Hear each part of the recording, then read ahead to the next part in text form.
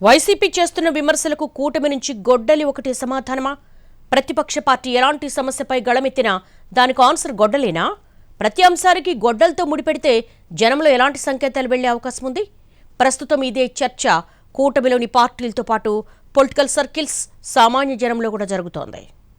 గత కొన్ని నెలలుగా ఆంధ్రప్రదేశ్లోని కూటమి ప్రభుత్వం వైసీపీ అనే పదం పలకడం లేదు. ముఖ్యంగా సీఎం చంద్రబాబు, మంత్రి లోకేష్, ఇతర మంత్రులు, టీడీపీ నేతలు కూడా వైసీపీ అనే పేరు ప్రస్తావించడం లేదు. అందరూ గొడ్డలి పార్టీ అని అంటున్నారు. రాష్ట్ర ముఖ్యమంత్రి నుంచి మంత్రులు, ఆఖరికి టీడీపీ కింది స్థాయి నేతల దాకా అదే లైన్లో ఉన్నారు. వైసీపీ ఎలాంటి విమర్శలు చేసినా, ఏ అంశాన్ని ప్రస్తావించినా దానికి గొడ్డలి పార్టీ అనే సమాధానం చెబుతున్నారు టీడీపీ నేతలు. ప్రస్తుతం ఇదే అంశంపై కూటమి వర్గాల్లో చర్చ జరుగుతోంది. ఈ మధ్య కాలంలో వైసీపీ అనేక అంశాలపై ఆందోళనకు దిగింది. మెడికల్ కాలేజీల పీపీపీ మోడల్ను వ్యతిరేకిస్తూ రాష్ట్ర వ్యాప్త నిరసనలు నిర్వహించింది. డిఎస్సీలో అక్రమాలు జరిగాయంటూ ఆందోళనలు చేసింది. అలాగే కూటమి ప్రభుత్వానికి 2 ఏళ్లు పూర్తయిన సందర్భంగా రాష్ట్ర వ్యాప్తంగా నిరసన కార్యక్రమాలు చేపట్టింది.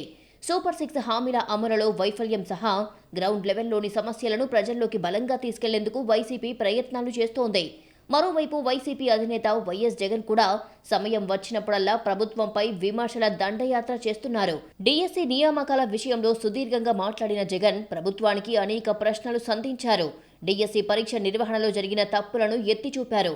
పరీక్ష నిర్వహణ వ్యవస్థలో ఉన్న నవీన్ అనే వ్యక్తికి ఆ పరీక్షలో టాప్ ర్యాంక్ రావడం పెద్ద స్కామ్ కాదా అని జగన్ ప్రశ్నించారు.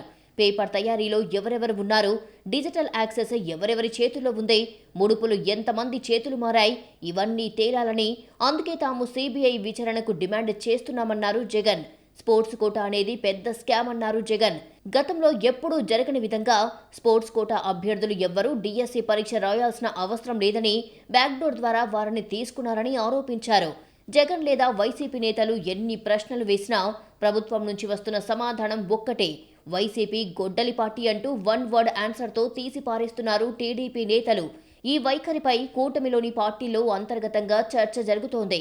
ప్రతిపక్షం కీలక సమస్యలను ప్రస్తావిస్తుంటే కేవలం గొడ్డలి ఒక్కటే సమాధానంగా చెబితే జనంలోకి తప్పుడు సంకేతాలు వెళ్లే అవకాశముందని నేతలు గుసగుసలాడుకుంటున్నారు. ప్రతిరోజు గొడ్డలి అని విమర్శలు చేస్తే చివరికి ఎన్నికల సమయానికి ఎలాంటి తీవ్రత లేకుండా రొటీన్గా మారే అవకాశముందని నేతలు మాట్లాడుకుంటున్నారు. గతంలో వైసీపీపై 1,00,000 కోట్లు స్కాములు, అవినీతి అంటూ పెద్ద ఎత్తున ఆరోపణలు చేసినా ఎన్నికల్లో జనం అవేవీ పట్టించుకోకుండా వైసీపీకి అధికారం కట్టబెట్టారు. ఇప్పుడు కూడా అదే పరిస్థితి వస్తుందేమోనన్న ఆందోళన ఒకంత కనిపిస్తోంది.